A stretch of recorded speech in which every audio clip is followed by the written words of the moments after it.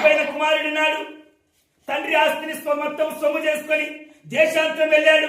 వెళ్ళినటువంటి వ్యక్తి ఏం చేశాడు? తనకున్నటువంటి వ్యసనాలతో, తనకున్నటువంటి అలవాట్లతో, పద్ధతులతో, సహవాసాలతో ఉన్న సొమ్మంతా కొల్లగొట్టి మొత్తం అయిపించుకున్నాడు. ఇప్పుడు ఏ స్థితిలో ఉన్నాడు? పందులు తినేటువంటి పొట్టు కూడా దొరకనటువంటి పరిస్థితిలో ఉండిపోయాడు. సరే, తప్పిపోయిన కుమారుడు వచ్చాడు.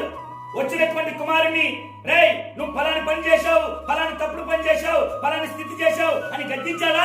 గద్దించలేదండి. అల్లంత దూరంగా ఉండగానే వాడు దొంగ అయినా సరే, వాడు ముచ్చైనా సరే, వాడు వ్యసనకారులైనా సరే, వాడు ఏ స్థితిలో ఉన్నా సరే, తండ్రి ప్రేమ ముందు అవన్నీ కూడా సముపార్జనమైపోయినాయి. అందుకని అల్లంత దూరంగా ఉండనే అమాత్రం ఎదురెళ్ళి అమాత్రంగా కౌగిలించుకొని మెడ మీద పడి ముద్దు పెట్టుకుంటూ ఆయన అంటున్నాడు, నా ప్రియకుమారుడా, నువ్వు తిరిగి వచ్చేసావు, నాకంతే చాలు. బా, ఏమి కనికరమైన.